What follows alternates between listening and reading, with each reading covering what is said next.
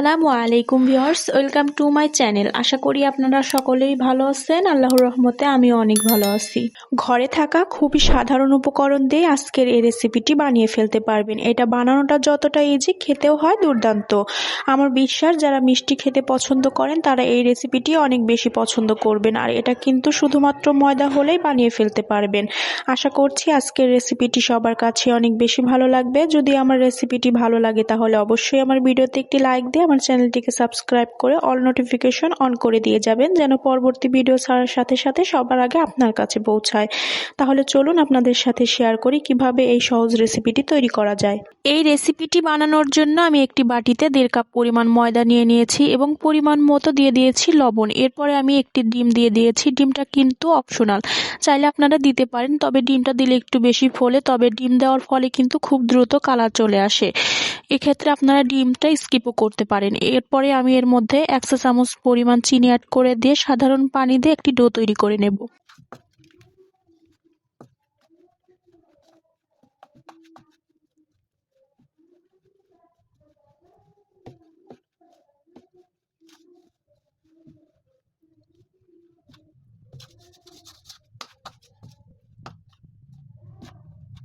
Do তৈরি করে নিয়েছি। এবার ডো থেকে 3টা লেচি কেটে নিচ্ছি। 3টা লেচি দিয়ে আমি 3টা রুটি বেলে নেব। রুটিগুলোকে খুব পাতলা পাতলা করে বেলে নিতে হবে, যতটা সম্ভব পাতলা করা যায় ঠিক ততটা। আবার ছিঁড়ে যেন না যায় দেখে নেবেন।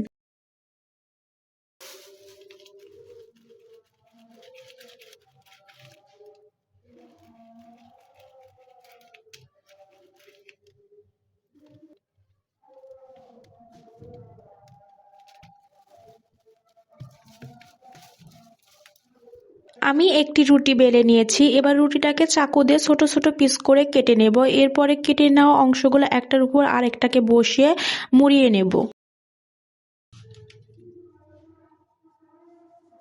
প্রতিটা রুটির অংশ একটার উপরে আরেকটা বসানোর আগে উপর দিয়ে ভালোভাবে ময়দা ছড়িয়ে নিতে হবে, যেন বেলার পরে একটা উপর থেকে আরেকটা লেগে না যায়।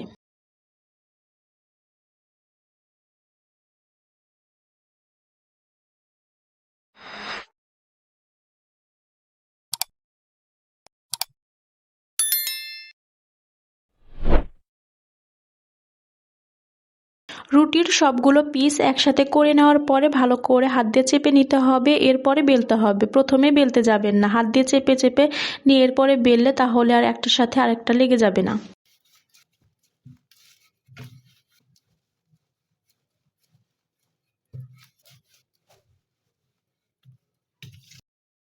রুটি বেলে নিয়ে আবারও উপর থেকে ময়দা ছিটিয়ে দিচ্ছি। এরপরে আবারও রুটিটাকে ভাঁজ করে নেব। এই প্রসেসটা কিন্তু 2বার করে করে নিয়েছি আমি। আপনারা যতবার করবেন ঠিক ততগুলোই লেয়ার হবে। যত বেশি বার ভাঁজ করে নেবেন তত বেশি লেয়ার হবে।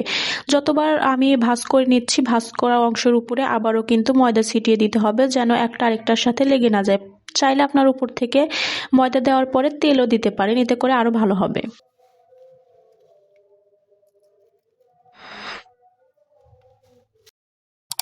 রুটিটা কিন্তু আবারও ভাঁজ করে নিয়েছি। এবার আবারও হাত দিয়ে প্রথমে চেপে নিতে হবে। চেপে চেপে ছড়িয়ে নেওয়ার পরে এরপরে বেলে নেবেন। প্রথমে বেলান দিয়ে যদি বেলতে যান এতে করে শেপ ভালো আসবে না, বাঁকা তেরা হবে। এর জন্য হাত দিয়ে প্রথমে চেপে নেবেন, এতে করে প্রত্যেকটা লেয়ার সমান হবে।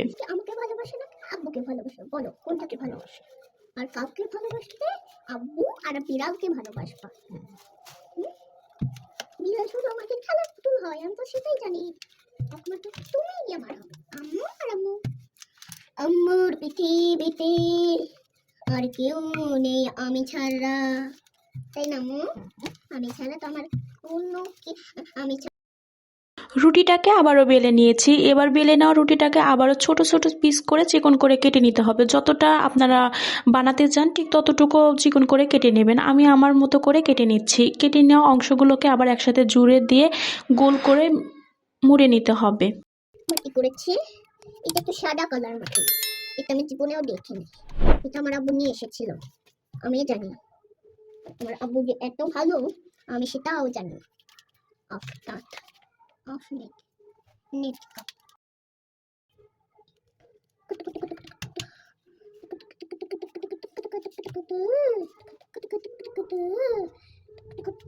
একটার মাপ দিয়ে আমি সবগুলো কেটে নিয়েছি। এবার রুটির লম্বা পিসগুলোকে রোল করে নেব।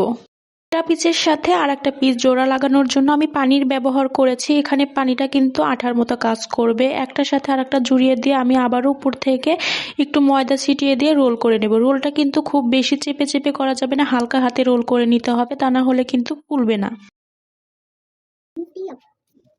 নিশি আপুর নাম হচ্ছে ফাফি আহিরা। ওর নাম আমি ভালো করেই চিনি।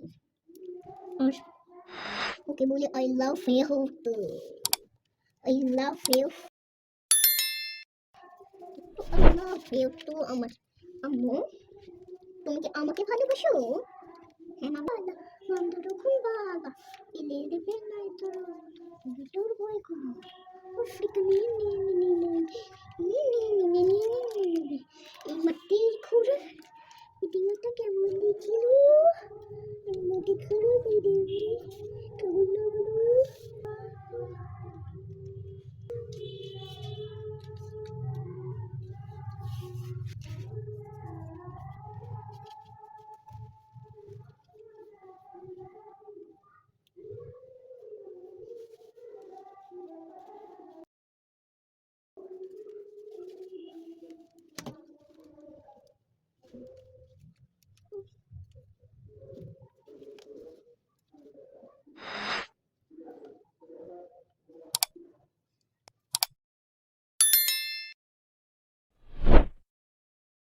যে অংশটা থাকবে সেই অংশটাকে হালকা পানি ভরিয়ে নিয়ে আটকে দেব, এতে করে আর খুলে আসবে না। আমার একটা রোল করা হয়ে গিয়েছে, আমি আরও একটি আপনাদের বোঝার সুবিধার্থে দেখিয়ে দিচ্ছি। আরও একটা কথা আবারও বলে দিচ্ছি, অবশ্যই প্রত্যেকটা লেয়ারে ময়দা ছিটিয়ে দেবেন আর প্রত্যেকটা লেয়ার লাগানোর সময় কিন্তু পানি ব্যবহার করবেন, না হলে কিন্তু খুলে যেতে পারে। আর খুবই হালকা হাতে রোল করে নিতে হবে, যেন একটার সাথে আর একটা লেগে না যায়, লেগে গেলে কিন্তু ফুলবে না। আর মাঝখানে হালকা একটু করে গ্যাপ থাকলে এতে করে ভিতর দিয়ে তেল প্রবেশ করতে পারবে আর এই পিঠাগুলো ভালোভাবে ফুলবে।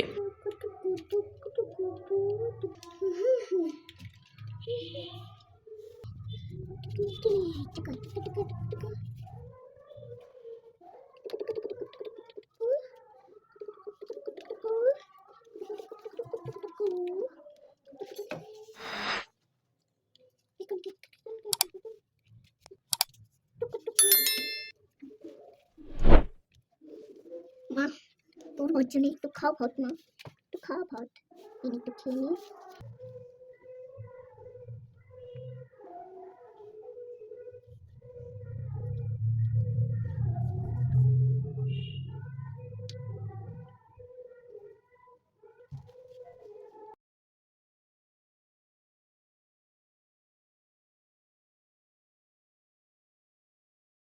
আমি সেম প্রসেসে সবগুলো রোল বানিয়ে নিয়েছি। এবার প্রত্যেকটা রোলের মাঝখান দিয়ে কেটে চিকন করে নেব।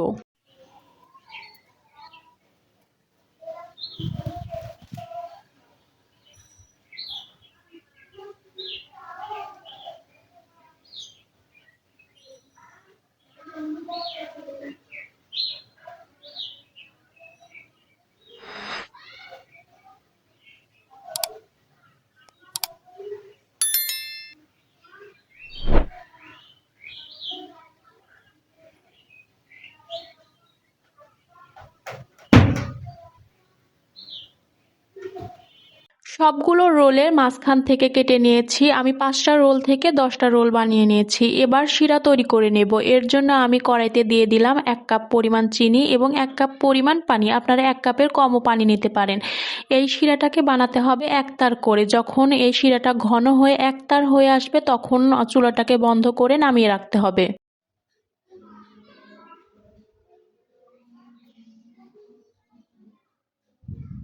শিরাটা কিন্তু এক তার ঘন হয়ে এসেছে। 2 আঙ্গুল নিয়ে এভাবে ছেড়ে দিলে কিন্তু একটা তার দেখা যাচ্ছে, তার মানে হয়ে গিয়েছে। এবার আমি এর মধ্যে সামান্য একটু ভিনেগার দিয়ে নামিয়ে রাখবো। আপনাদের কাছে যদি লেবু থাকে তাহলে লেবু দিতে পারেন। আমার কাছে লেবু ছিল না, এর জন্য আমি লেবু দিতে পারিনি। এবার রোলগুলোকে ভেজে নেব। এর জন্য আমি একটি কড়াইতে তেল দিয়ে দিয়েছি। তেল দেওয়ার পরে কিন্তু তেলটাকে খুব বেশি গরম করা যাবে না, হালকা গরম অবস্থাতেই কিন্তু রোলগুলোকে ভেজে তুলে নিতে হবে। যখন গোল্ডেন ব্রাউন হয়ে আসবে এ পর্যায়ে রোলগুলোকে ভেজে তুলে নিতে হবে। খুব বেশি ভাজা যাবে না, মানে গোল্ডেন ব্রাউনের বেশি হয়ে গেলে, কালো হয়ে গেলে কিন্তু পুড়ে যাবে। আর এই রোলগুলোকে ভেজে নেওয়ার সাথে সাথে কিন্তু শিরাতে দিতে হবে, খুব বেশি দেরি করা যাবে না। আর শিরাটা যদি খুব বেশি ঠান্ডা হয়ে যায় তাহলে সেক্ষেত্রে শিরাটাকে একটু গরম করে নিতে পারেন। রোলগুলো গোল্ডেন ব্রাউন হয়ে গিয়েছে, এবার আমি এগুলোকে তেল থেকে তুলে নেব। তুলে নিয়ে সরাসরি কিন্তু আমি একদম শিরাতে দিয়ে দেব। খুব বেশি সময় দেরি করা যাবে না, তাহলে কিন্তু ঠান্ডা হয়ে যাবে, আর ঠান্ডা হয়ে গেলে শিরা শুষে নিতে পারবে না। আমি একটা একটা করে সবগুলো রোল শিরাতে দিয়ে দেব। শিরাতে দিয়ে দেওয়ার পরে উল্টে দেব, যেহেতু আমার শিরাটা খুবই কম এর জন্য উল্টে দিতে হবে। আপনারা বেশি করে যদি শিরা তৈরি করেন সেক্ষেত্রে উল্টে দেওয়ার প্রয়োজন হবে না। খেয়াল রাখবেন যেন এই রোলগুলো ডুবে যায় শিরার মধ্যে, তাহলে আর উল্টে দেওয়ার প্রয়োজন হবে না। আমি এইভাবেই রোলগুলোকে শিরার মধ্যে দিয়ে 4 থেকে 5 মিনিট পর্যন্ত রেখে তুলে ফেলবো। ফিরে আসছি 5 মিনিট পরে। এবার আমি এই রোলগুলোকে শিরা থেকে উঠিয়ে একটি প্লেটে নিয়ে নেব। অনেকেই বলেন যে এই খাজাগুলো বানানোর পরে যখন শিরাতে দেওয়া হয় তখন নাকি এই খাজাগুলো নরম হয়ে যায়। এর কারণ হচ্ছে শিরাটা যদি ঠিকঠাক না হয় তাহলে কিন্তু ভিতরে প্রবেশ করবে না, আবার নরম হয়ে যাবে। যদি শিরাটা অনেক বেশি পাতলা থাকে তাহলে নরম হয়ে যাবে, আর যদি অনেক বেশি ঘন হয়ে যায় তাহলে কিন্তু শিরা প্রবেশ করবে না। এর জন্য অবশ্যই শিরাটা একতার যখন ঘন হয়ে আসবে সেই সময় সাথে সাথে নামিয়ে ফেলতে হবে। আশা করছি আজকের ভিডিওটি সবার কাছে অনেক বেশি ভালো লেগেছে। যদি আমার ভিডিওটি ভালো লেগে থাকে তাহলে অবশ্যই আমার ভিডিওতে একটি লাইক দিয়ে আমার চ্যানেলটিকে সাবস্ক্রাইব করে অল নোটিফিকেশন অন করে দিয়ে যাবেন। আর অবশ্যই আপনার মূল্যবান মতামত কমেন্টে জানিয়ে যাবেন। আজকের মতো ভিডিও এখানেই শেষ করছি। সকলেই ভালো থাকবেন, সুস্থ থাকবেন। আসসালামু আলাইকুম।